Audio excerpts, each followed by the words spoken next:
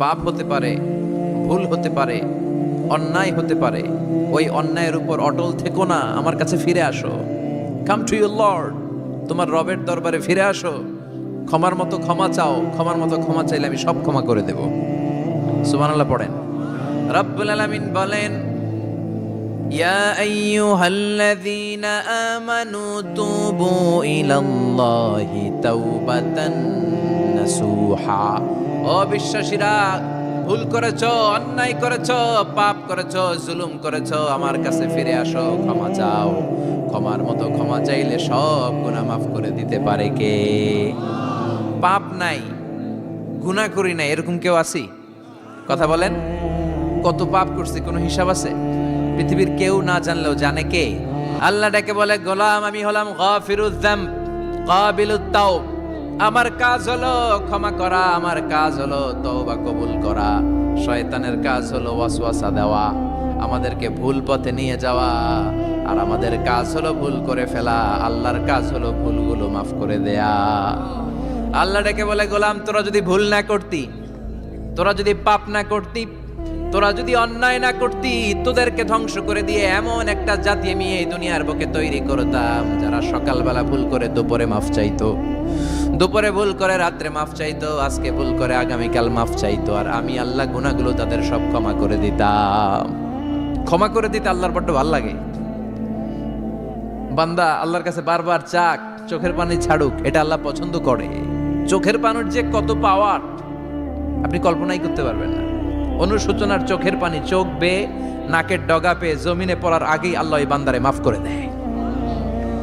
বিশ্বনবী ডেকে বলে, ও আমার উম্মতেরা শোনো, আল্লাহর কাছে দুনিয়ার মানুষদের দুই ফোঁটা পানি সবচেয়ে প্রিয়। এক হলো জিহাদের ময়দানে রক্তের ফোঁটা, দুই হলো অনুতপ্ত বান্দার চোখের পানির ফোঁটা। কত ভুল আপনি করেছেন, কত অন্যায় আপনি করেছেন, কত পাপ আপনার হয়েছে, কত মিথ্যা আপনি বলেছেন, কয় ওয়াক্ত নামাজ ছেড়েছেন, কয় লাখ টাকা ঘুষ খেয়েছেন, কত যৌতুক আপনি খেয়েছেন, কত মিথ্যা আপনি বলেছেন। আপনার পাপ যত বড় হোক, যত বিশাল হোক, যত বেশি হোক, আল্লাহর দয়ার পরিসীমা তার চাইতেও বড়। আপনার পাপ, আপনার অন্যায়, আপনার জুলুমগুলো যদি হয় খালের পানির সমান, বিলের পানির সমান, আল্লাহর দয়া সাগরের পানির সমান। আপনার পাপ যদি হয় সাগরের পানির সমান, আল্লাহর দয়া মহাসাগরের পানির সমান। আপনার পাপ আর অন্যায় যদি হয় পাহাড়ের সমান, আল্লাহর দয়া আকাশের সমান। আপনার পাপ যদি হয় আকাশের সমান, আল্লাহর দয়া আরশের সমান। এজন্য আল্লাহ বললেন, ইয়া আইয়ুহাল্লাযীনা আমানু তুবু ইলাল্লাহি তাওবাতান নাসুহা। ও আমার গোলাম, তুই তোর নিজেরে যত বেশি ভালোবাসিস, তার চেয়েও আমি তোরে বেশি ভালোবাসি। তোর বাবা মা তোরে যত বেশি ভালোবাসে, তার চেয়েও আমাদেরকে বেশি ভালোবাসে কে? আল্লাহ বললেন, ভালোবাসারে তৈরি করার পরে আমি 100 টুকরা করলাম। চিল্লায় বলেন, কয় টুকরা? 99 টুকরা ভালোবাসা আমি আল্লাহ নিজের মধ্যে রেখে দিলাম। 1 টুকরা ভালোবাসা গোটা বিশ্বের সবার মধ্যে আমি ভাগ করে দিলাম। 1 টুকরা ভালোবাসা পেয়ে আমাদের অবস্থা দেখছেন? আল্লাহ যদি 1 টুকরা না দিয়ে আমাকে 30 টুকরা দিত, কথা কন। 1 টুকরা না দিয়ে 80 টুকরা দিলে কি হইতো? কথা কয় না, কথা কন। রাসূল আমার ভালোবাসা, রাসূল আমার আলো আশা, রাসূল আমার প্রেম বিরহের মূল আলোচনা, রাসূল আমার কাজে কর্মের অনুপ্রেরণা। ঠিক কিনা? আমার নবীর জন্য আমার ভালোবাসা আছে না নাই? আমার রবের জন্য আমার ভালোবাসা আছে না নাই? আমার মা বাবার জন্য ভালোবাসা আছে না নাই? সবার জন্য সবার ভালোবাসা আছে না নাই? আমগো দিবস লাগবো কেন? আজকেও তো আমগো ভালোবাসা দিবস, কথা কন। যদি এখন দিবস না, রজনী, আজকে তো আমাদের চান্দোলাতে ভালোবাসা রজনী, কথা কন। প্রতি মুহূর্তে আমাদের ভালোবাসা, এজন্য আমাদের ডেট পালন করা লাগে না। আমরা সব সময় সবারই ভালোবাসি। চিল্লায় বলেন ঠিক কিনা? এজন্য আল্লাহ ডেকে বললেন, গোলাম আমি যে তোদের কত ভালোবাসি তোর ধারণা নাই। চোখের পানি ছাড়, গুনার কথা স্মরণ কর, তওবা কর। তওবার মতো তওবা করলে সব গুনাহ মাফ করে দিতে পারে কে? বিশ্বনবী বলে, আমার কোনো গুনাহ নাই, তারপরেও প্রতিদিন 70 বারেরও বেশি আমি তওবা করি। আল্লাহে ইন্নী আস্তাগফিরুল্লাহ ওয়া আতুবু ইলাইহি আকসার মিন 70 মাররা। Could you imagine that? কল্পনা করছেন কোনদিন যে নবীর গুনাহ নাই, ওই নবী তওবা পড়ে প্রতিদিন 70 বার, আকসার 70 বারেরও বেশি। আমার পড়া দরকার কয়বার? আপনার পড়া দরকার কয়বার? বিশ্বনবী 70 বারের বেশি বলে আমাদের পড়া দরকার কয়বার? আর আমরা প্রতিদিন পড়ি কয়বার? কথা কন। আমাদের ভুল হবে, ভুল হতে সমস্যা নাই, ভুল হওয়াই মানুষের স্বভাব, কিন্তু ভুল হওয়ার পরে ভুলের উপর অটল থাকা যাবে না। শয়তান আর মানুষের মধ্যে এই মৌলিক পার্থক্য। শয়তান ভুল করে ভুলের উপরই আছে, ঠিক কি না? ক্ষমা চায় নাই, কিন্তু আমরা সকালে ভুল করলে দুপুরে মাপ চাই কার কাছে? 19 সালে ভুল করলে 20 সালে মাপ চাই কার কাছে? মৃত্যুর আগ পর্যন্ত আমরা ক্ষমা চাইলে ক্ষমা করে দিবে কে? সব সময় 24/7 তওবার দরজা খোলা, দুইটা সময় ছাড়া। ভালো করে মনে রাখবেন, মুখস্থ ঠোঁটস্থ যেন থাকে। দুইটার সময় তওবা কবুল হয় না, চিৎকার করে বলেন কয় সময়? এক হলো বাদাল গারগারা, গারগারানি যখন আসে, মালাকুল মাউত যখন চলে আসে, মালাকুল মাউতরে যখন দেখে ফেলবেন তখন তওবা কবুল হবে নাকি? কথা কন। ফেরাউনের নাম শুনছেন? ওরা যখন আল্লাহ লোহিত সাগরে ডুবাইয়া পানি খাওয়াইতে লাগলো, পানি খাইতে খাইতে পেটটা হয়েছে এত বড়, আর পানি খাইতে পারেন। এরপর হাত তুলে কয় আনা মিনাল মুসলিমিন। কোরআনের আয়াত, আনা মিনাল, হাত তুলে কয় আমি মুসলমান। ফেরাউন নাই বলে মুসলমান, আমরা যাবো কই? কথা কহ। ফেরাউন হাত তুলে কয় আনা মিনাল মুসলিমিন। আল্লাহ কয় টাইম ইজ আপ, দেরি করছস। অনেক সময় দিলাম, অনেক সুস্থ রেখেছি, ক্ষমতা দিয়েছি, দাপট দিয়েছি, তখন যদি ঘাটটা নত করে, মাথাটা নত করে একবার ক্ষমা চাইতি, ফেরাউন তোরেও ক্ষমা করে দিতাম। কিন্তু সময় শেষ হওয়ার পরে আমি মুসলমানদের অন্তর্ভুক্ত বললে কোনো লাভ হবে নাকি? আল্লাহ বলল সময় নাই, সময় শেষ। কারণ মুসা আলাইহিস সালামের চাচাতো ভাই অনেক দাওয়াত দিল, জাকাত দে। কারণকে জাকাত দিব না, এই সম্পদ আমি কামাইছি, আল্লাহ দেয় নাই। মুসা আলাইহিস সালাম বললেন তাহলে আযাবের অপেক্ষা কর। আযাব চলে আসলো। আল্লাহ বলেন মুসা সেফ জোনে যাও, সরো, এখনই আযাব। ফাখাসাফনা বিহি ওয়া বিদারিহিল আরদ, পুরো ফাইয়ুমের জমিনটার আল্লাহ কাঁপিয়ে দিলেন, আর কারুনকে সহ পুরো সম্পত্তি তার জামিনের ভিতরে দাবিয়ে দিলেন। হাঁটু পর্যন্ত কারুন দেবে যায়, ভাবছে উঠে যাবে। কোমর পর্যন্ত দেবে যায়, ভাবছে উঠে যাবে। গলা পর্যন্ত যখন দেবে যায়, আর সুযোগ নাই। কয় মুসা আমার সব সম্পত্তি তোরে আর তোর আল্লাহরে দিয়ে দিলাম, আমারে বাঁচা, আমারে সব সম্পত্তি তোর আর তোর আল্লাহর, আমারে খালি বাঁচা, চাচা আপন প্রাণ। আল্লাহ বলে সময় শেষ। তার মানে বাদাল গারগারা তওবা কিন্তু আর কবুল হয়। এই হলো একটা। নাম্বার 2, বাদা তুলুই শামস মিন মাগরিবিহা, প্রতিদিন চাঁদোলাতে সূর্য কোন দিক দিয়ে ওঠে? কথা কয় না? পূর্ব দিকে। কিয়ামতের আগ দিয়ে সূর্য আর পূর্ব দিকে উঠবে না, পশ্চিম দিক থেকে উঠবে। যেদিন প্রভাতে পশ্চিম দিক থেকে সূর্য উঠবে, ওই দিন থেকে তওবার দরজাটারে বন্ধ করে দিবে কে? তার আগ মুহূর্ত পর্যন্ত জীবনে যত গুনাহ করেছি, অন্যায় করেছি, চোখের পানি ছেড়ে ক্ষমা চাইলে ক্ষমা করবে কে? শয়তান আল্লাহরে চ্যালেঞ্জ দিছে, আল্লাহ তুমি আমারে জাহান্নামে পাঠাবা, আমিও তোমার বান্দা করে লয়ে একসাথে জামাতে ঢুকমু। একা ঢুকবো না, একা যাব না, তোমার বান্দাদেরকে সবগুলারে জাহান্নামী বানায়া তারপরে ঢুকমু। তোমারে চ্যালেঞ্জ দিলাম, একটারও জান্নাতে ঢুকাইতে পারবা? আল্লাহকে তুই আমারে চ্যালেঞ্জ দিলি? আমি তো সব রাজার বড় রাজা, মহারাজা, আমারে চ্যালেঞ্জ দেশ, এত সাহস পাইলি কই? তুই আজীবন ওয়াসওয়াসা দিয়ে পাপ কাজ করাবি, একদিন তাফসীর মাহফিলে এসে আমার বান্দা ক্ষমা চাবে, আমি মাফ করে দেবো, তুই কি করবি?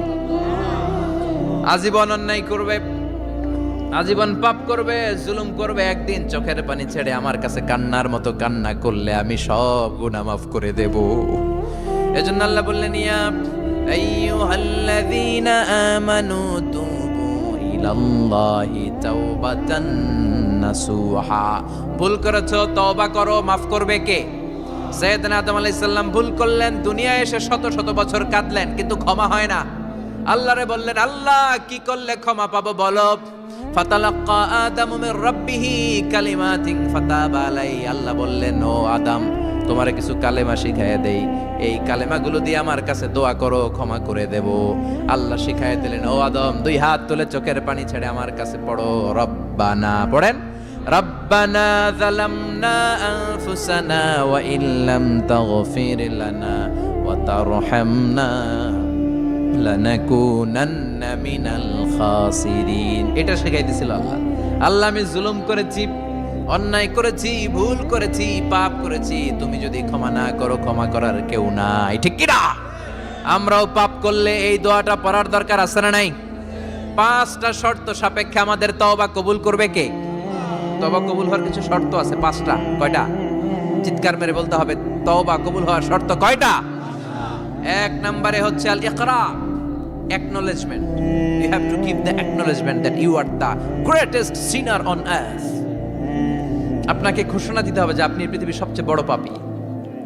1 নম্বর শর্ত, আপনি বলেন যে আল্লাহ, আমার চেয়ে বড় পাপী নাই, আকাশের নিচে জমিনের উপরে আমি সবচেয়ে বড় পাপী, এমন কোনো পাপ নাই যেটা আমি করি নাই, ঠিক কিনা? 1 নম্বরে পাপের ঘোষণা দেন। 2 নম্বরে আন-নাদাম, নাদাম মানে repentance. You have to be repentant for what you have done. আপনাকে অনুতপ্ত হতে হবে, চোখের পানি ছাড়তে হবে। আল্লাহ, আমি লজ্জিত, আল্লাহ আমি নাদান, আমি পিশাচ, আমারে মাফ করে দাও। তার মানে স্বীকার গেলেন কি অন্যায় করেছেন। 2 নম্বরে আপনি অনুতপ্ত হলেন। 3 নম্বরে স্টপ, যেই পাপ করতেছিলেন ওইটা থামান। Stop what you have done, যেটা করতেছিলেন আগে থামান। আপনি সুদ খাইছেন, অনুশোচনা আসলো, মাফও চাইতেছেন, আবার সুদও খাইতেছেন, হবে? আপনি ঘুষ খেয়েছেন, তওবা শুরু করলেন, আবার ঘুষও খেয়ে যাচ্ছেন, হবে?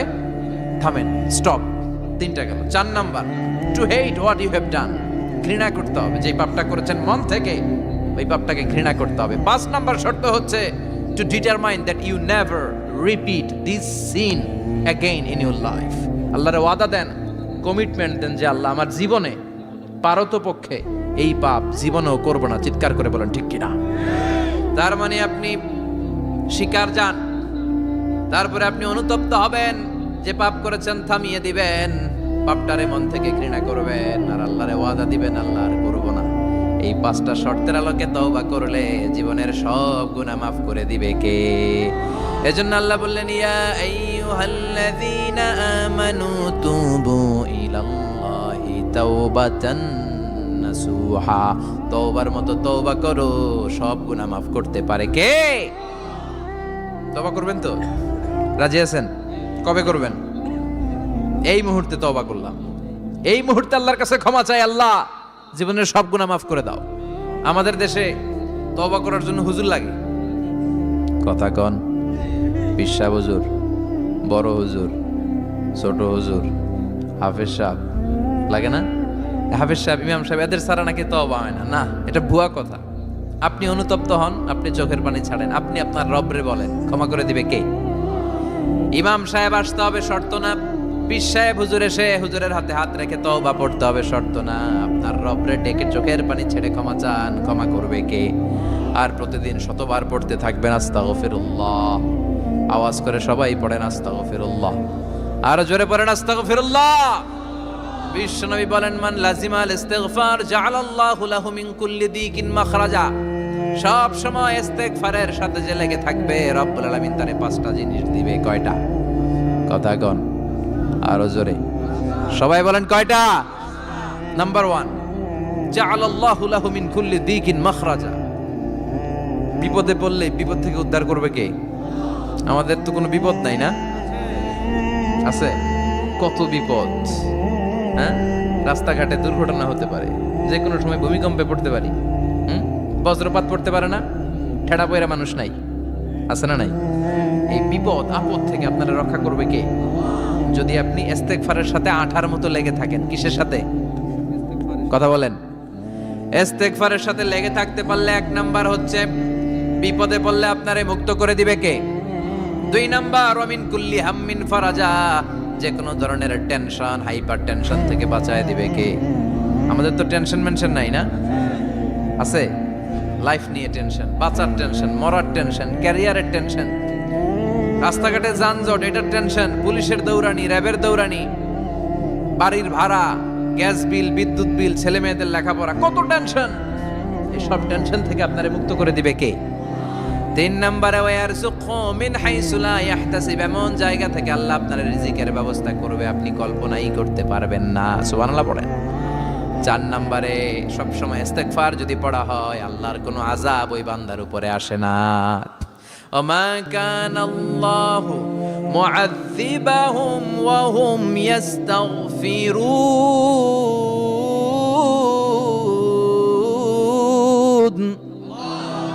যতক্ষণ আমার বান্দা আমার কাছে ইস্তেগফার পড়তে থাকে আমার কোনো আযাব বান্দারে পাবে না। যতক্ষণ ইস্তেগফার পড়বেন আল্লাহর কোনো আযাব আপনার উপর আসবে না। 4টা গেল। 5 নাম্বার, বারবার ইস্তেগফার পড়লে রফিক ভাই আল্লাহ আপনারে মুস্তাজাবুদ দাওয়া বানিয়ে দোয়া করা মাত্র কবুল করে নেবে কে? মুস্তাজাবুদ দাওয়া বুঝেন তো? মানে যিনি হাত তুলতে দেরি কবুল হতে দেরি হয় না। বারবার বারবার ইস্তেগফার পড়ে দেখেন যে আপনার দোয়া কেমনে কবুল হয়। এজন্য আসল ঘর হচ্ছে কবরের ঘর।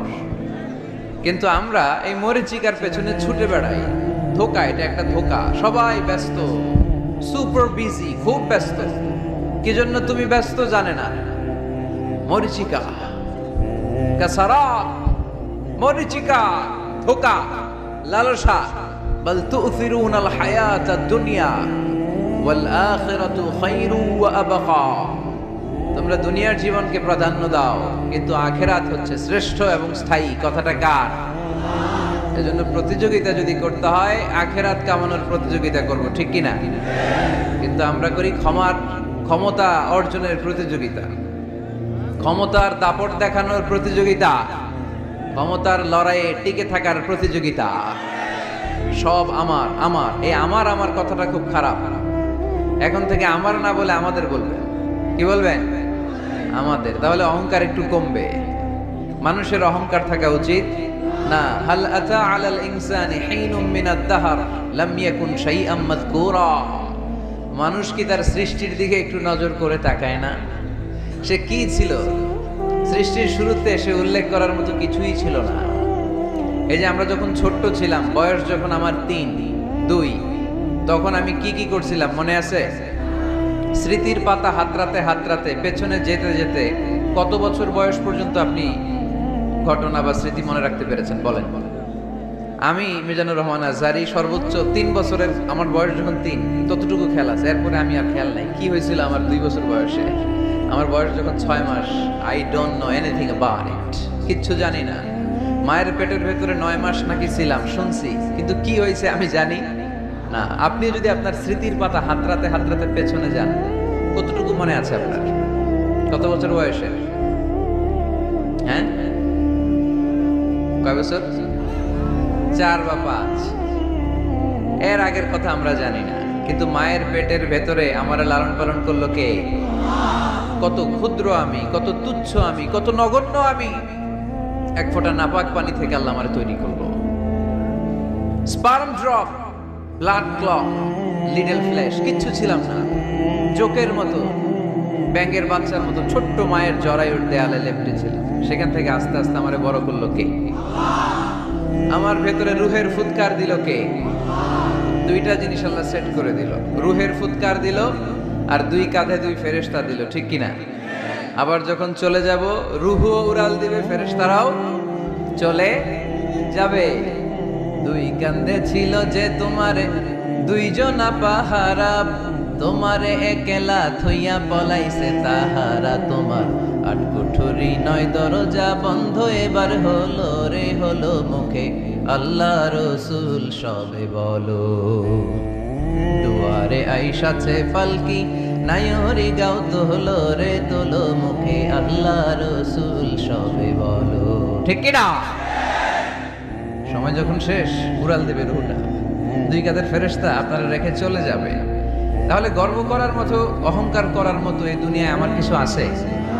ওয়াখুলিকাল ইনসানু দাঈফা। কেন এই মেসেজগুলো আমরা মনে রাখি না? আমরা তো দুর্বল। আমরা কি সবাই বলেন? পিছনের ওনারা অনেক সবল, এজন্য দুর্বল বলতে লজ্জা পাচ্ছে। আমরা কি শুধু কি দুর্বল? দুর্বলের ঘরের দুর্বল। আমি দুর্বল, আমার বাবা দুর্বল, আমার দাদা দুর্বল, আমার 14 গোষ্ঠী দুর্বল। এজন্য আমরা দুর্বলের ঘরের। এই মাহফিলের পেছন থেকে কেউ যদি বলে হুজুর সাপ, কি বলছে? আসলে সাপ নাই, খালি কইছে সাপ। এরপরে মুজাহিদদেরকে আর খুঁজে পাওয়া যাবে না, সব দৌড়। সাপ বাদ দেন, বাবা ব্যাং চেনেন না? নারায়ণগঞ্জে নাই না? বাবা ব্যাং কি করে? লাফায় না? সাপ না, সাপ তো অনেক ভয়ঙ্কর। বাবা ব্যাং, 2টা বাবা ব্যাং এদিকে, 2টা এদিকে, আর বাকি 2টা এদিকে। 6টা বাবা ব্যাং যদি ছেড়ে দেয় কি হবে? ব্যাং লাফাবেন আপনি লাফাবেন? ব্যাং আর কি লাফ দিবে, তার চেয়ে বড় লাফ দিবেন আপনি, ঠিক কিনা? তো এই তো আমাদের ক্ষমতা। ভূমিকম্প আসলে শব্দ, বাড়ির মালিক। ভূমিকম্প আসলে নারায়ণগঞ্জের শুধু ভাড়াটিয়ারা বাড়ি থইয়া দেয় দৌড়, বাড়িওয়ালারা দৌড়ায় না।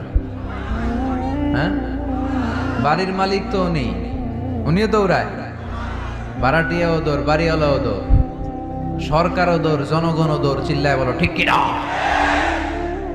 খুলিকাল ইনসানু দাঈফা, দুর্বল আমরা, দুর্বলের ঘরের দুর্বল। এজন্য আমরা যেন অহংকার প্রদর্শন না করি। অহংকার আল্লাহর চাদর, আল্লাহর চাদর ধরে যেন আমরা না টানি। আমরা যেন বিনয়ী হই, মুতাওয়াদি। কানা রাসূলুল্লাহ সাল্লাল্লাহু আলাইহি ওয়াসাল্লাম মুতাওয়াদিআন জিদ্দান, অত্যন্ত বিনয়ী ছিলেন আল্লাহ রাসূল সাল্লাল্লাহু আলাইহি ওয়াসাল্লাম। কখনো অহংকার দেখাতেন না, কখনো অহংকার প্রদর্শন করতেন না। অহংকার করা হচ্ছে শয়তানের খাসলাত, ঠিক কিনা? খালাকতানি মিন নার ওয়া খালাকতাহু মিন তিন। সে লজিক খাটাইছে আল্লাহর সাথে। আল্লাহর সাথে লজিক খাটানো যাবে? আল্লাহ বললেন সেজদা দাও, আদমকে সেজদা দাও, সব ফেরেশতারা সেজদা দিল। শয়তান যুক্তি খাটালো, খালাকতানি মিন নার, আল্লাহ তুমি আমাকে তৈরি করেছো আগুন থেকে, ওয়া খালাকতাহু মিন তিন, আদমকে তৈরি করেছো মাটি থেকে। মাটির বৈশিষ্ট্য রেখে দিলে নিচে টপাস করে পড়ে, আর আগুন জ্বালিয়ে দিলে উপরে দাউ দাউ করে উপরে উঠে যায়। তো যেটা ঊর্ধ্বগামী এটা নিম্নগামীকে কখনো সেজদা করতে পারে না। এই লজিক খাটাই আসে শেষ, ওর দুনিয়াও শেষ, আখিরাতও শেষ। আল্লাহর আদেশের ক্ষেত্রে কোনো লজিক নাই। সামি'না ওয়া আতা'না, শুনলাম মানলাম। আল্লাহ আদেশ করেছে, এই আদেশের উপরই থাকতে হবে। বরকত আছে না নাই? এজন্য আমরা যেন অহংকারী না হই, আমরা যেন বিনয়ী হতে পারি। আল্লাহ তুমি তৌফিক দান করো। আজকের মাহফিলটাকে আল্লাহ তুমি নাজাতের ওয়াসিলা বানাও। আমার যে যুবক ভাইরা আজকের এই প্রোগ্রামে স্বতঃস্ফূর্ত অংশগ্রহণ করার মধ্য দিয়ে ইসলামের পক্ষে এই গণজোয়ারকে তৈরি করেছে, এই গণজোয়ারকে তুমি ইসলামের জন্য কবুল করো। আমার প্রাণপ্রিয় যুবক ভাইদেরকে তুমি সৈয়দনা ওমর ফারুক রাদিয়াল্লাহু তাআলা আনহুর মতো ইসলামের বীর সেনানী হিসেবে কবুল করো। পর্দার অন্তরালে আমার মা বোনদেরকে আল্লাহ তুমি খাদিজাতুল কুবরা তাহেরা রাদিয়াল্লাহু তাআলা আনহার মতো কবুল করো।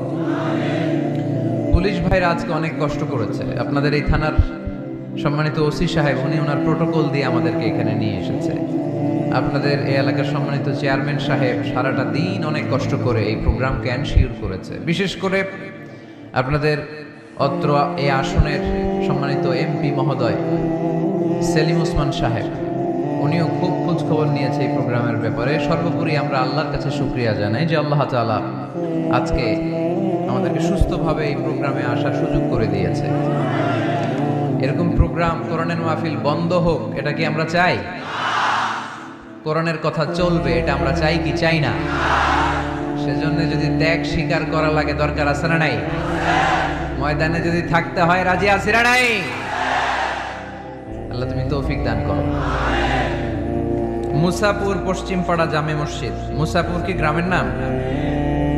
যুব সংগঠন ও এলাকাবাসীর যৌথ উদ্যোগে, মাশাআল্লাহ, যুবক এলাকাবাসী ভাই ভাই, অন্যদের কোনো খাওয়া নাই, ঠিক কিনা? এরকম আন্তরিক সংঘ গড়ে তুলতে হবে এলাকায়। যুবকরা হচ্ছে আগামীর বাংলাদেশ, তোমাকেই খুঁজছে বাংলাদেশ। তোমার দেহে এখন অনেক শক্তি, উচ্ছ্বাস, এটাকে ইসলামের পক্ষে কাজে লাগাতে হবে। এটা আজে বাজে কাজে, মাদকের পেছনে দৌড়াদৌড়ি করে, অপরাজনীতির পেছনে দৌড়াদৌড়ি করে, মারামারি এগুলোর পেছনে দৌড়াদৌড়ি করে, সন্ত্রাস, জঙ্গিবাদ, টেন্ডারবাজি, চাঁদাবাজি এগুলোর পেছনে দৌড়াদৌড়ি করে সময় নষ্ট করা যাবে? এদিকে কি দেখা যায় না?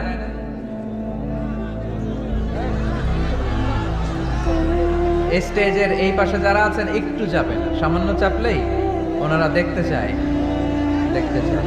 বাস বাস বাস, একটু চাপতে হবে বোধহয় আপনাদের। মাশাআল্লাহ মাশাআল্লাহ, বসো বসো বসো, ঠিক আছে। নারায়ণগঞ্জের ছেলেরা অনেক ভদ্র। অন্যান্য জেলায় আমার আধা ঘন্টা লাগে থামাইতে, এই দিকে দেখে না, ওইদিকে মানুষের স্রোত, ধাক্কা ধাক্কি, এইদিকে জায়গা হয় না, বিশাল প্যান্ডেল, 1,00,000 লোক বসতে পারে, জায়গা করছে, এরপরও জায়গা হয় না। সর্বোচ্চ চেষ্টা করেছে কমিটি, আমি জানি তাদের সর্বোচ্চটা দিয়ে চেষ্টা করেছে। আসার পরে তারা আবেগ আপ্লুত হয়ে গিয়েছে। খায় নাই নাকি সারাদিন খায় নাই, অনেক কষ্ট করেছে আমি জানি। এই জন্য আপনারা সহযোগিতা করবেন। নারায়ণগঞ্জের ছেলেরা অনেক ভদ্র। গতকাল আমার এলাকায় মাতো এলেই আমি ঠিক করতে পারি নাই, আধা ঘন্টা সময় নিছে। এদিকে কয় হুজুর দেখি না, আপনি আসেন। ওদিকে গেছি, কয় এদিকেও আসতে হবে। ওরা এদিকে যে এদের সাথে দেখা করলাম, সব শেষে আধা ঘন্টা 35 মিনিট পরে এরা ঠান্ডা হয়েছে। তারপরে লোকের ধাক্কা থাকি। এই গণজোয়ার এগুলো কোরআনের বিজয়ের একটা সাক্ষী, বিজয়ের একটা সাইন, ঠিক কিনা? এই বিজয়কে কি কেউ ঠেকায় রাখতে পারবে? দুনিয়ার কোনো লাভের জন্য আমরা আসছি? একজনকে খুশি করার জন্য এসেছি, তিনি কে? এই বিজয়ের জন্য যদি সর্বোচ্চ স্যাক্রিফাইসের নাজরানা পেশ করতে হয়, আমরা রাজি আছি না নাই? কারা কারা রাজি? দুহাত উঁচু করে আল্লাহর দেখায়।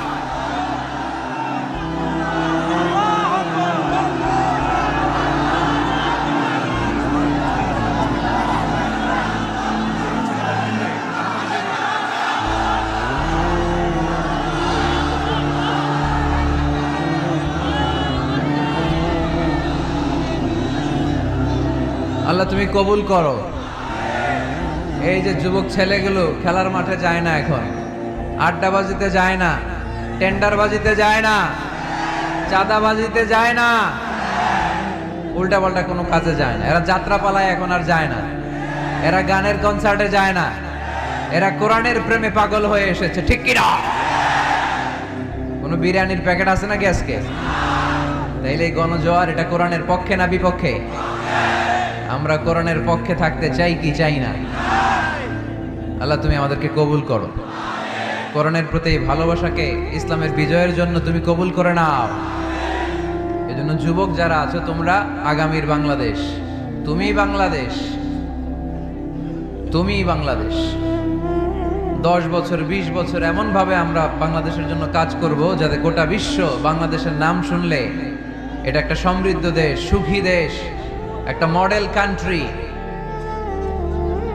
এই হিসেবে যেন বাংলাদেশকে এক্সাম্পল দিতে পারে, ঠিক কিনা? সেজন্য তোমাদেরকে কাজ করতে হবে খুব বেশি। অলসতা করা যাবে? কাজে কোনো লজ্জা নেই, লজ্জা হচ্ছে অলসতায়। Never underestimate any job. কোনো চাকরি, কোনো ব্যবসাকে ছোট চোখে দেখবে না, whether it small or big. ছোট চাকরি হোক, ছোট ব্যবসা হোক, আমরা করব। আমরা স্বাবলম্বী হতে চাই, নিজের পায়ে দাঁড়াতে চাই, আমরা আত্মমর্যাদা সম্পন্ন মুসলিম হতে চাই, ঠিক কিনা? কেইছে এখানে লোকজন অনেক বেশি হয়ে গেছে, দাঁড়ানোর জায়গা নাই। প্রতি রাতের ঘটনা। প্রিয় ভাইয়েরা, কি হয়েছে? কি হয়েছে? প্রজেক্টর আছে, প্রজেক্টর আছে। এই সাউন্ড বক্স এখন নামাইতে গেলে অনেক সময় লাগবে। একটু দেখো, একটু দেখো। ক্যামেরাওয়ালা ভাইদের প্রতি একটু এহসান করো। এখানে যদি 1 লক্ষ লোক হয়, কালকে 20 লক্ষ লোক এই কথাগুলো শুনবে। এই নারায়ণগঞ্জের যুবক ভাইদের উসিলায় কোটি মানুষ কোরআনের পথে আসুক, আমরা চাই কি চাই না? আমরা কোরআনের জন্য সব করতে পারি, সব বিলিয়ে দিতে পারি। আজকের এই 1 ঘন্টার কষ্ট আমাদের কাছে কোনো কষ্টই না, তাই না? মাশাআল্লাহ, মাশাআল্লাহ, এই তো চমৎকার। বেশি নাড়াচাড়া করো না, বেশি নাড়াচাড়া করা যাবে না। আস্তে করে রেখে চুপ করে বসে যাও, চুপ করে বসে যাও। এই তো ছেলেপেলেরা অনেক ভদ্র, ঠিক আছে, আওয়াজ হবে না। জায়গা না পেলে দাঁড়িয়ে শোনো। বলছিলাম যুবকরা হচ্ছে আগামীর বাংলাদেশ। কাজকে ছোট করা যাবে না। যে কোনো কাজ পেলেই করা শুরু করতে হবে। নতুন চাকরি পেলে, নতুন ব্যবসা পেলে এরপরে ধরবা, কিন্তু বাবুগিরি দেখিয়ে অলসতা করে বসে থাকা যাবে? কাজ ছোট হোক বা বড় হোক, বরকত দেয় কে? সুন্দরভাবে করলে প্রত্যেকটা কাজে বরকত আছে না নাই? যে কোনো কাজ করো না ভাই, যে কোনো কাজ করো, তা যেন হয় সবার চেয়ে সবচেয়ে সুন্দর। যে কোনো কাজ করো না ভাই, যে কোনো কাজ করো, তা যেন হয় সবার চেয়ে সবচেয়ে সুন্দর। হোক না সেটা পড়া লেখা, রঙের ভাষায় ছবি আঁকা, হোক না সেটা পড়া লেখা। রঙের ভাষায় ছবি আঁকা, হোক না সেটা সামান্য কাজ কিংবা মহত্তর, তা যেন হয় সবার চেয়ে সবচেয়ে সুন্দর। যে কোনো কাজ করো না ভাই, যে কোনো কাজ করো, তা যেন হয় সবার চেয়ে সবচেয়ে সুন্দর। ঠিক কিনা? যেটাই করি না কেন কাজ যেন সুন্দর হয়, কাজটা যেন এক্সাম্পল স্থাপন করার মতো হয়। তাহলে ওই কাজে বরকত দিবে কে? মাইক অপারেটর কে? আরেকটু স্ট্রং করতে হবে, আরেকটু স্ট্রং করো। ঠিক আছে, আমি বলছি, আল্লাহ রাসূল সাল্লাল্লাহু আলাইহি ওয়াসাল্লাম যখন তোমাদের মতো যুবক, তিনি কি অলস ছিলেন? মা বাআসাল্লাহু নাবিয়ান ইল্লা রাআল গানাম। এই পৃথিবীতে এমন কোন নবী ছিল না যে নবীরা ছাগল চড়ায় নাই। সুবহানাল্লাহ বলবা না? ছাগল চড়িয়েছেন আমার প্রিয় নবী মুহাম্মদ সাল্লাল্লাহু আলাইহি ওয়াসাল্লাম। মরুভূমিতে তিনি ছাগল চড়াতেন অল্প কিছু পারিশ্রমিকের বিনিময়ে। সাহাবারা বললেন, ইয়া রাসূলুল্লাহ, সব নবী ছাগল চড়িয়েছে বুঝলাম, আপনিও? আল্লাহ রাসূল বললেন, হ্যাঁ আমিও কুনতু আরআহা আলা কারারিতি আহলি মক্কা। মক্কাবাসীদের দেয়া অল্প কিছু পারিশ্রমিকের বিনিময়ে মক্কা শহরে আমি নিজেও ছাগল চড়িয়েছি। কাজকে ডিফারেন্সিয়েট করে নাই, ছোট বড় না, কাজ যেটা পাও করতে হবে। কাজ করে খাওয়ার মধ্যে কোনো লজ্জা নেই, আছে শুধু সম্মান। ঠিক কিনা? সাউন্ড তো আরো খারাপ হয়ে গেল মনে হয়। এরকম কেন? একটা স্ট্রং এবং clean, strong and clean sound দাও। আসো আসো, ঠিক করো। তো এই জন্য যুবক যারা আছো, তোমরা আগামীর বাংলাদেশ। আল্লাহ রাসূল সাল্লাল্লাহু আলাইহি ওয়াসাল্লাম যুবক বয়সে একটা সংগঠন করেছিলেন, নাম হচ্ছে কি নাম? আরবিতে এটাকে বলে হালাফুল ফুদুল। হালাফ মানে শপথ, ফুদুল মানে ভালো কাজ, ভালো কাজের শপথ। আমরা কি পারি না অলিতে গলিতে এরকম হিলফুল ফুজুলের মতো ইসলামী ক্লাব গড়ে তোলা? পারবো না আমরা?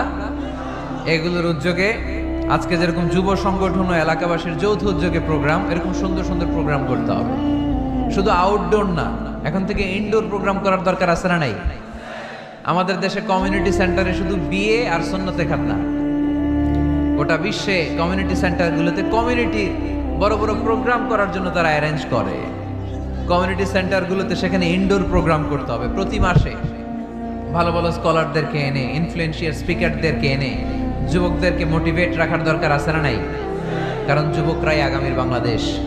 আল্লাহ রাসূল সাল্লাল্লাহু আলাইহি ওয়াসাল্লাম প্রতিজ্ঞা করালেন যে এই হিলফুল ফুজুলের শপথ হচ্ছে, মক্কায় চাঁদাবাজি টেন্ডারবাজি চলবে না, দুর্বলের উপর সবলের কোনো অত্যাচার চলবে না। তো এরকম হিলফুল ফুজুল থাকার দরকার আছে না নাই? আল্লাহ এই যুব সংগঠনকে তুমি কবুল করো, এলাকাবাসীকেও তুমি কবুল করো। মিনার বাড়ি বন্দর, নারায়ণগঞ্জ, মুসাপুর রাস্তার পাশে 2 দিন ব্যাপী তাফসীরুল কোরআনের প্রোগ্রামের আজকে দ্বিতীয় রজনী। প্রথম দিন কথা বলেছিলেন হযরত মাওলানা সাদিকুর রহমান আল আজহারী। আল আজহার ইউনিভার্সিটিতে আমরা একসাথে পড়াশোনা করেছি। আমার ছোট ভাই সুন্দর কথা বলে, কোরআন থেকে বলে। আল্লাহ তাআলা সাদিকুর রহমান আল আজহারীর জ্ঞানকে তুমি আরো বাড়িয়ে দাও। আজকের রজনীতে আমাকে রেখেছেন আপনার আলোচক। আমার আগে কথা বলেছে very energetic, hard working, enthusiastic যুবকদের আইকন শায়েখ সিফাত হাসান। সে আমারেও মাঝে মাঝে বসায় ওয়াজ করে, সুন্দর সুন্দর কথা শোনায় সে আমাকে, আমিও মন্ত্রমুগ্ধ হয়ে শুনি। যুবকরা যেখানেই আছে ওখানে এনার্জি আছে না নাই? যুবকদের থেকে কথা শুনতে হবে, কারণ যুবকদের মধ্যে আছে অনেক শক্তি। এই শক্তিকে আমরা পজিটিভ ওয়েতে দিন কষ্ট করছে, এখনো যোগাযোগ মেনটেন করে যাচ্ছে। এরকম নেতা আমাদের থানাগুলোতে থাকুক, আমরা চাই কি চাই না? যারা কোরআনের মাহফিল বন্ধ করে না, অ্যারেঞ্জ করে দেয়, আয়োজন করে দেয়, সারাদিন গাদার মতো খাটুনি খেটে কোরআনের মাহফিলে রাত্রেবেলা নিজে উপস্থিত থেকে সার্থক করে দেয়। আমরা এ ধরনের নেতাদেরকে চাই যারা সবসময় কোরআনের পক্ষে থাকবে, ঠিক কিনা? আল্লাহ পাক অত্র এলাকার চেয়ারম্যান মহোদয়কে তুমি কোরআনের জন্য কবুল করো। আরো অনেক বিশেষ অতিথি এই প্রোগ্রামে উপস্থিত হয়েছেন।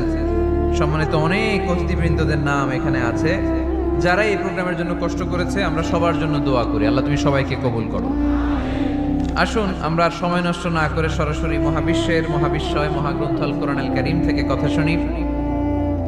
আমি আমার খুতবার শুরুতে আপনাদের খেদমতে সূরাতু আল মুমিনুনের প্রথম আয়াত তেলাওয়াত করেছি। এই সূরায় আল্লাহ তাআলা মুমিনদের 7টি গুণের কথা বলেছেন, যে গুণগুলো একজন মুমিন হিসেবে আমাদের জীবনে থাকা দরকার আছে। এই 7টি গুণ আজকে আমরা জেনে যাব মানার উদ্দেশ্যে, ঠিক কি না? ওয়াজ কি শুধু শোনার জন্য শোনা? শুনতে চাইলে তো ইউটিউবেও শোনা যায় না? ইউটিউবে ওয়াজ শোনেন না আপনারা? আমার ওয়াজ শুনছেন? কারা কারা দেখি? মাশাআল্লাহ, আমরা হাত নামাই প্রত্যেক দিন। হ্যাঁ, মাশাআল্লাহ মাশাআল্লাহ মাশাআল্লাহ। আল্লাহ তুমি কবুল করো। এই ইউটিউবটারে আমরা ভালো কাজে লাগাবো। গান শোনা ছেড়ে দিছো? মাশাআল্লাহ, আল্লাহ তুমি কবুল করো। এটা অনেক ভালো কথা যে আমরা আজে বাজে কাজে আর সময় নষ্ট করি না। ইন্টারনেট ইউজ করলেও এটা কোরআনের কাজেই লাগাই, ঠিক কি না? তো ওয়াজ কিন্তু ইউটিউবেও শোনা যায়, কিন্তু এখানে আমরা এসেছি একটা স্পিরিট নিয়ে যাব। সরাসরি কথা শোনার আর বলার মধ্যে একটা তাসির প্রভাব আছে না নাই? তো এই জন্য বিশ্বাসীদের যে 7টা গুণাবলী আজকে এগুলো আমরা জেনে যাব, যাতে করে আমরা মানতে পারি, পালন করতে পারি, ঠিক কি না? সূরাটার নাম হচ্ছে সূরাতুল মুমিনুন। সূরার নাম কি?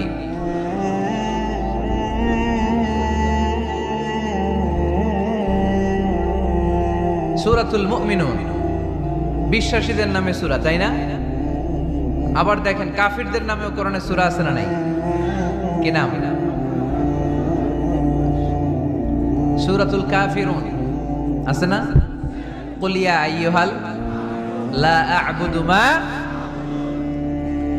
তাহলে আমরা হলাম বিশ্বাসী। আমরা কি? আমাদের নামে একটা সূরা দিল কে? খুশি লাগে না? ভাল লাগে না অনেক? আমাদের নামে আল্লাহ কোরআনে সূরা দিয়েছেন। আবার আমাদের বিরোধী যারা কাফির, তাদের নামে আল্লাহ সূরা দিলেন। আরেকটা শ্রেণী আছে, মুমিনও না কাফিরও না, মাঝামাঝি। কি নাম? মুনাফিক। তাদের নামে সূরা আছে না নাই? সূরাতুল মুনাফিকুন। এরা বড্ড ভয়ঙ্কর। মুনাফিকের চেয়ে কাফের ভালো, মুনাফিকের চেয়ে হিন্দু ভালো, মুনাফিকের চেয়ে খ্রিস্টান ভালো। কারণ কেউ যদি কাফের হয়, আমরা জানি ও কাফের, ও ইসলামের শত্রু, এটা জানি, ওর ব্যাপারে সচেতন। কিন্তু মুনাফিক, সে বলে মুসলিম কিন্তু ভিতরে ভিতরে মুনাফিক। ঝামেলা আছে না নাই? ভিতরে এক বাইরে আরেক, তার নাম মুনাফিক। ভিতরে এক বাইরে আরেক, তার নাম ডবল স্ট্যান্ডার্ড মেনটেন করে। দুমুখ সাপ, এদিকেও আছে ওদিকেও আছে, এদিকেও যায় ওদিকেও যায়, এদিকেও নাই ওদিকেও নাই, নেহি এদার নেহি ওদার, তার মিয়ান মে সাদার বাদার আছে না? উপর দিয়ে ফিটফাট, ভিতর দিয়ে সদরঘাট। উপর মে পাক সাফ, আন্দার মে খালাত মালাত। উপরে অনেক পাক সাফ, ভিতরে ঝামেলা। এরা মুনাফিক। যেদিকে বৃষ্টি এদিকে ছাতা ধরে, যখন যার কাছে টাকা পয়সা আছে তারে তেল মারে। আছে না নাই? আমরা মুনাফিক হতে চাই? আমরা মুমিন হতে চাই কি চাই না? মুমিন হয় কখন? যখন তার বিশ্বাস থাকে, ঠিক কি না? আল্লাহ বিশ্বাস, আখিরাতে বিশ্বাস। এই বিশ্বাসটা কিন্তু অনেক দামি। টাকা দিয়ে বিশ্বাস কেনা যায়? আমরা আল্লাহর উপর বিশ্বাস রাখি, আখিরাতে বিশ্বাস রাখি, নবী রাসূলদের উপর বিশ্বাস রাখি, তাই আমরা মুমিন। বিশ্বাসটা অনেক দামি। ঈমান যার মধ্যে থাকে সে হচ্ছে মুমিন। আমল পড়ে, আগে ঈমান। আগে কি? ঈমান হচ্ছে সংখ্যা, আমল হচ্ছে শূন্য। এখন ঈমান নাই, আপনার আছে শুধু আমল। শূন্য বসাতে বসাতে বসাতে বসাতে নারায়ণগঞ্জ থেকে ঢাকা, এটার কোনো দাম আছে? 2000 শূন্য আপনি পাইছেন। 2000 ফলাফল কি? শূন্য। কারণ ঈমান নাই, সংখ্যা নাই। এবার আপনার ঈমান আছে, পেলেন একটা সংখ্যা 1, তারপর আমল করতে শুরু করলেন, পেলেন শূন্য। যাকাত দিলেন, পেলেন শূন্য। হজ করলেন, পেলেন শূন্য। দাম আছে না নাই? একের পরে শূন্য দিলে দাম আছে না? তাহলে আগে লাগবে কি? ঈমান। ঈমান মানে বিশ্বাস। বিশ্বাসটা খুব দামি। এই বিশ্বাস যেন নষ্ট না হয়, বিশ্বাসে যেন আঘাত না আসে। বিশ্বাসটা কত দামি জিনিস দেখেন। বন্ধু বন্ধুর মধ্যে যদি বিশ্বাস না থাকে, বন্ধুত্ব টেকে? কথা বলেন। স্বামী যদি স্ত্রীরে বিশ্বাস না করে, সম্পর্ক টিকে?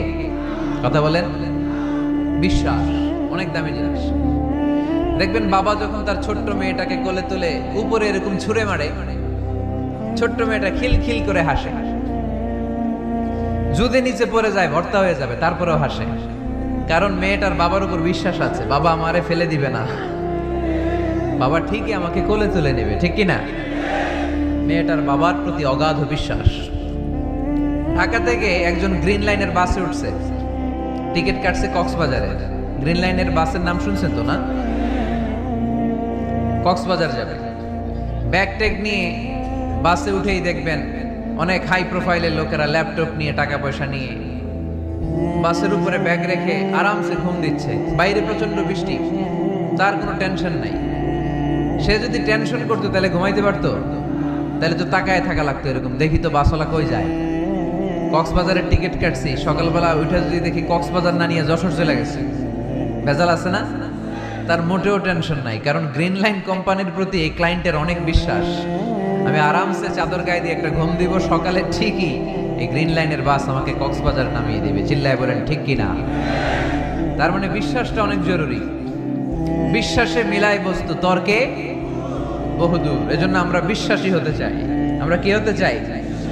আর বিশ্বাসীদের নামে এই সূরাটা ডেডিকেট করলেন কে? সূরাতুল মুমিনুন। সূরাটার নাম কি? আরো জোরে বলেন, কি নাম? সূরাতুল মুমিনুন।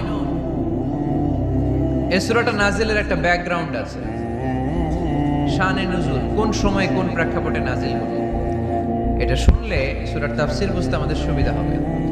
আল্লাহ রাসূল সাল্লাল্লাহু আলাইহি ওয়াসাল্লাম সাহাবাদেরকে নিয়ে বসা, হঠাৎ করে ওমরে ফারুক মৌমাছির আওয়াজ শুনতে পেলেন, বন বন বন বন আওয়াজ। হাদিসটা এসেছে মুসনাদ ইবনে আহমদ ইবনে হাম্বলে, সুনানি তিরমিজিতে। বন বন মৌমাছির যখন আওয়াজ, ওমরে ফারুক মৌমাছি খুঁজতে আরম্ভ করলেন, কিন্তু কোনো মৌমাছি উনি খুঁজে পান না। তখন উনি বুঝতে পেলেন আসলে এটা মৌমাছি না, এখনই আল্লাহ রাসূল সাল্লাল্লাহু আলাইহি ওয়াসাল্লামের উপর কোরআনের আয়াত নাজিল করতেছে কে? অনেকগুলো পদ্ধতিতে আল্লাহ রাসূল সাল্লাল্লাহু আলাইহি ওয়াসাল্লামের কাছে কোরআন এসেছে। আমরা তো মাগনা মাগনা কোরআন পাইছি, সুন্দর করে এমদাদিয়া কোম্পানি ছাপাই দিছে, আব্বা কিনা বাসায় নিয়ে আসছে, এবার আমি রমজান মাসে কোরআনের খতম দেই। আহা, আল্লাহ রাসূল সাল্লাল্লাহু আলাইহি ওয়াসাল্লাম কি এত সহজে কোরআন পেয়েছে? অনেক কষ্ট করে তিনি কোরআন রিসিভ করতেন। মিসলা সালসালাতিল জারাস, মাঝে মাঝে ঘন্টার ধ্বনির মতো কোরআন নাজিল হতো। প্রাইমারি স্কুল ছুটি হলে দপ্তরি ঘন্টা বাজায় না, ধাম ধাম বিকট আওয়াজ হয়। এরকম আওয়াজে যখন কোরআন নাজিল হতো, আল্লাহ রাসূল সাল্লাল্লাহু আলাইহি ওয়াসাল্লাম কোরআন রিসিভ করতে যেয়ে ঘেমে যেতেন শীতের রাতে। আজকে একটা শৈত্য প্রবাহ গেছে না, প্রচন্ড শীত। দুপুরবেলা আমার প্রোগ্রাম ছিল কিশোরগঞ্জের, কি নাম, পাকুন্দিয়া। প্রচন্ড শীতে লোকজন কাঁপছিল। আপনাদের তো প্যান্ডেল আছে, ওদের প্যান্ডেলও ছিল না, খোলা ময়দানে লক্ষ লক্ষ মানুষ। প্রচন্ড শীতের রাতে আম্মা জান আয়েশা রাদিয়াল্লাহু তাআলা আনহা উনি কাঁপতেন, আর এই কোরআন রিসিভ করতে যে বিষ্ণু ঈসা ইসলাম ঘামতেন। সুবহানাল্লাহ বলতে পারলেন না? এত কঠিন ছিল ওহি রিসিভ করা। ইন্না সানুলকি আলাইকা কওলান সাকিলা, নবী হে এই কোরআনের বাণীটা অনেক সাকিল, ভারী, এত ভারী। ওটের উপর বসে থাকা অবস্থায় যখন কোরআন নাজিল হতো, তখন রাসূল সাল্লাল্লাহু আলাইহি ওয়াসাল্লাম যে ওটের উপর বসে আছেন, ওটের পা গুলো জমিনে গেড়ে যেত। ঘোড়ার উপর বসে থাকা অবস্থায় কোরআন নাজিল হলে ঘোড়াটা দাঁড়ানো থেকে বসে যেত। মাঝে মাঝে সাহাবাদের গায়ে হেলান দিয়ে পায়ের মধ্যে মাথা রেখে রাসূল সাল্লাল্লাহু আলাইহি ওয়াসাল্লাম শুয়ে থাকতেন। এক সাহাবীর পায়ে মাথা রেখে আল্লাহ রাসূল সাল্লাল্লাহু আলাইহি ওয়াসাল্লাম শুয়ে আছেন, তিনি টেরই পাচ্ছেন না। হঠাৎ করে কোরআনের আয়াত নাজিল হতে লাগলো। সাহাবী বললেন, হঠাৎ করে আমি টের পেলাম বিশ্বনবীর মাথাটা অনেক ভারী হয়ে গেল। আমার মনে হচ্ছে যে রাসূল সাল্লাল্লাহু আলাইহি ওয়াসাল্লামের মাথার ভারে আমার পায়ের হাড়টি ফেটে খান খান হয়ে যাবে। সুবহানাল্লাহ বলেন। তো এই কঠিন কোরআন যখন রাসূল সাল্লাল্লাহু আলাইহি ওয়াসাল্লাম রিসিভ করতেন, তিনি ঘেমে যেতেন। আবার মাঝে মাঝে সাইয়েদনা জিবরাইল আলাইহিস সালাম সরাসরি ওনার সূরাতে আসতেন কোরআন নিয়ে। হেরা পর্বতে আর সিদরাতুল মুনতাহায়, এই দুই জায়গায় আল্লাহ রাসূল সাল্লাল্লাহু আলাইহি ওয়াসাল্লাম সাইয়েদনা জিবরাইল আলাইহিস সালামের মূল আকৃতিতে ওনাকে দেখতে পেয়েছিলেন। মাঝে মাঝে স্বপ্ন যুগে আসতো এই ওহী। পর্দার আড়াল থেকে মেরাজের রাতে তিনি পেয়েছেন ওহী। মাঝে মাঝে ইউলকা ফি কুলুবি রাসূলিল্লাহ, আল্লাহ রাসূল সাল্লাল্লাহু আলাইহি ওয়াসাল্লামের অন্তরে ওহী ঢেলে দেয়া হতো। আর মাঝে মাঝে মিসলা সাউতিন নাহাল, মৌমাছির ভনভন ভনভন আওয়াজের মতো কোরআন নাজিল করতো কে? ভনভন আওয়াজ দেখে ওমরে ফারুক বুঝলেন এটা আসলে মৌমাছি না, কোরআনের আয়াত। কোরআনের আয়াত নাজিল শেষ, আল্লাহ রাসূল সাল্লাল্লাহু আলাইহি ওয়াসাল্লাম চেহারা ঘুরিয়ে সাহাবীদের দিকে মুখ করে বসলেন আর বললেন, এইমাত্র সূরাতুল মুমিনুনের শুরুর দিককার আয়াতগুলো আমার কাছে নাজিল হয়েছে। এখানে আল্লাহ তাআলা মুমিনের 7টি গুণের কথা বলেছে। কয়টি? সবাই বলতে হবে, কয়টি গুণ? আল্লাহ রাসূল বললেন, মান আকামা হুন্না দাখালাল জান্নাহ। এই 7টা গুণ যে মানবে আল্লাহ তাআলা জান্নাতুল ফেরদাউসের মালিক বানায় দিবে। আজকে এই 7টা গুণের ব্যাপারে আমরা জেনে যাব ইনশাআল্লাহ। পড়ি আর জোরে পড়ে ইনশাআল্লাহ। আর যদি আপনাদের কষ্ট হয় ওঠা বসা করবেন না, হাত তুলে দাঁড়িয়ে যাবেন, বলবেন হুজুর কষ্ট হচ্ছে। দুই একজনের কাছ থেকে শুনলেই দোয়া করে বিদায়, সংক্ষেপ করে দেবেন ইনশাআল্লাহ। মাইকের সাউন্ডে আমি প্রাণ পাচ্ছি না। আমি বলতেছি একটু ইকো দিয়ে দেখো প্রাণ পাওয়া যায় কিনা। একটু ইকো দাও তো দেখি, বেশি দিও না, আবার একটু দাও। দুর্বল, সাউন্ড দুর্বল। প্রতি রাতে আমাদেরকে কথা বলতে হয়। সাউন্ড সিস্টেম যদি ডিজিটাল সাউন্ড সিস্টেম না হয়, দুর্বল হয়, আমাদেরকে শাউট করতে হয়। একদিনের জন্য শাউট করে আমার গলা ভাঙলে আমার জীবন ধন্য, সমস্যা নাই। কিন্তু আমার তো একদিন না। নোয়াখালীর লোকেরা কয় হুজুর আন্নে গো একদিন, আঙ্গ ব্যাগ দিন। মানে আপনাদের একদিন হলো আমাদের ব্যাগ দিন, মানে প্রতিদিন। কি হয়েছে? সাপ কই? বসো বসো। তাহলে মুমিনের কয় গুণ? গলায় আওয়াজ নাই। কয়টা গুণ?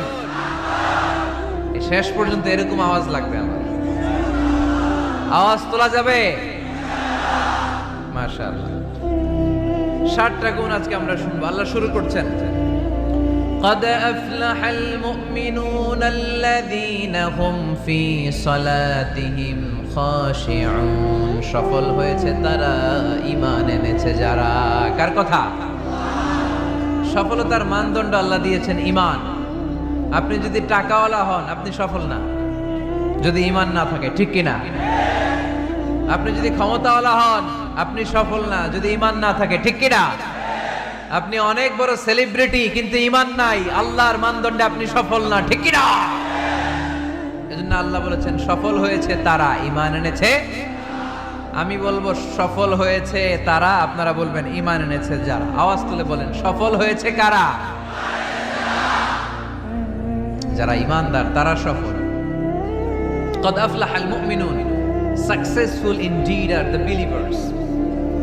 তারাই সফল যারা ঈমানদার। তবে যেন ঈমানদার নয়, তাদের 7টা বৈশিষ্ট্য থাকা চাই। কয়টা? 1 নাম্বার আল্লাহ বলছেন আল্লাযীনা হুম ফি সালাতিহিম খাশিউন। তারা যখন সালাতে দাঁড়ায় দিন দুনিয়ার হুঁশ থাকে না, তারা ভীত সন্ত্রস্ত হয়ে আল্লাহর দিকে রুজু হয়ে সালাত আদায় করে। নামাজে যখন দাঁড়াবো দুনিয়ার কোনো হুঁশ জ্ঞান আমাদের থাকতে পারবে? আমাদের হুঁশ থাকবে একদিকে, তিনি কে? সালাত কায়েম করো, সালাত কায়েম করো, হবে সম্মানী তুমি, হবে জান্নাতি তুমি, হবে সম্মানী তুমি, হবে জান্নাতি তুমি। দিবে কাল হাসরে শীতল ছায়া আরশে আজিম, রাব্বিয়াল আলা রাব্বিয়াল আযীম। পড়েন রাব্বিয়াল আলা রাব্বিয়াল আযীম। আলহামদুলিল্লাহ। আল্লাযীনা হুম ফি সালাতিহিম খাশিউন। শুরু হয়ে গেল মুমিনদের 7টি বৈশিষ্ট্যের আলোচনা। 1 নাম্বার বৈশিষ্ট্য হচ্ছে মুমিনরা যখন নামাজে দাঁড়ায় দিন দুনিয়ার হুঁশ থাকে না, তাদের চিন্তা, তাদের ধ্যান চলে যায় একদিকে, তিনি কে? সাইয়েদনা আলী রাদিয়াল্লাহু তাআলা আনহু যুদ্ধের ময়দানে মারাত্মকভাবে জখম হলেন, আহত হলেন। পায়ের ভেতরে জিহাদের ময়দানে তীর ঢুকে গেল, তীর কেউ টেনে বের করতে পারে না। এতটাই জখম হয়েছে, তীর ধরে টান মারলে তিনি চিৎকার মারে। বিশ্বনবী দেখলেন অবস্থা বেগতিক। আল্লাহর হাবিব বললেন তীর ভিতরে টানাটানি দরকার নাই, যেহেতু টান মারলে ব্যথা পায়। ছেড়ে দাও, আজান দাও বেলাল, তুমি আজান দাও, একামত দাও। এক সাহাবীরে বললেন, আমি যখন নামাজে দাঁড়াবো, আলী যখন নামাজে দাঁড়াবে, নামাজরত অবস্থায় তুমি তোমার নিজের দায়িত্বে আলীর পায়ের ভেতর থেকে তীরটা টেনে বের করে ফেলবা। আজান দেয়া হলো, একামত হলো, বিষ্ণু ঈসা ইসলাম নামাজ পড়তে শুরু করলেন। সাইয়েদনা আলী রাদিয়াল্লাহু তাআলা আনহু নামাজে দাঁড়ালেন। ওই সাহাবী দাঁড়ান নাই, বিশ্বনবীর পরামর্শ অনুযায়ী কাতারের ভেতর দিয়ে যে বিশ্বনবীর মেয়ের জামাতা সাইয়েদনা আলী রাদিয়াল্লাহু তাআলা আনহুর পা থেকে টান মেরে তীর বের করেছে। টান দিয়ে তীর খোলা হয়েছে, কিন্তু সাইয়েদনা আলী মুহূর্তের জন্য টের পান না। আগে টান মারতেছে, ব্যথা পায়, চিৎকার মারে, কিন্তু সালাতের অবস্থায় টান মেরে তীর বের করেছে, উনি টেরই পান নাই। আল্লাহু আকবার। তার মানে যখন নামাজে তিনি দাঁড়িয়েছেন, দিন দুনিয়ার হুঁশ তার ছিল না। তার হুঁশ, জ্ঞান, চিন্তা, ধ্যান সব কিছু চলে গিয়েছে একজনের দিকে, তিনি কে? এজন্য বিশ্বনবী বলতেন, আন তা'বুদাল্লাহা কাআন্নাকা তারা ফাইন লাম তাকুন তারাহু ফাইন্নাহু ইয়ারাক। এমন ভাবে নামাজ পড়বে, মনে করবে তুমি আল্লাহকে দেখে দেখে নামাজের মুসল্লায় আছো, ঠিক কি না? যখন নামাজ পড়বা ভাববা তুমি আল্লাহকে দেখছো। আর যদি এটা কষ্ট হয়, অ্যাটলিস্ট এটা ভাবো যে আল্লাহ তোমায় দেখছে। আমাদেরকে দেখে কে? আমি যে নামাজ পড়ি দেখে কে? এই চিন্তাটা মাথায় থাকার দরকার আছে না নাই? কিরে ভাই, এখানে তো ধাক্কাধাক্কি করে লাভ নাই। প্রজেক্টরগুলো কোন দিকে? প্রজেক্টর আছে ওই যে পেছনে প্রজেক্টর, ওখানে চলে যাও। এখানে দেখার জন্য যদি ধাক্কাধাক্কি করো বিশৃঙ্খলা হবে। সাউন্ড নাই। এই মাইকটা কি কাজ করে না তোমার? তো সাউন্ড পায় না কেন? আচ্ছা, সাউন্ড কম বলে যদি চিল্লাও তাহলে তো আমার কথা আরো শোনা যাবে না। ও দেখতেছে, ওকে দেখতে দাও। এত বড় গ্যাদারিং এ এইদিকে সমস্যা হবে, ওদিকে তার ছিঁড়ে যাবে, ওদিকে সাউন্ড বক্স নষ্ট হয়ে যাবে, এটা খুব স্বাভাবিক। তোমাদের সহযোগিতা লাগবে, তা না হলে তো একটু পর পর আলোচনার মাঝখানে ব্রেক দিলে আলোচনা করা যাবে না। লক্ষ লক্ষ লোকের সমাগম, এখানে কিছু সমস্যা হবেই, এগুলো মেনে নিয়েই আমাদেরকে বসে থাকতে হবে, ঠিক কিনা? মাইক অপারেটর, লাস্ট চান্স দিলাম তোমার, এটা ঠিক করো তাড়াতাড়ি। তোমার মাইকের কারণে অনেকবার ব্রেক হয়েছে আমার আলোচনা। হয়েছে, একটা ছেলে কথা বলবো না এখানে। এই ছেলে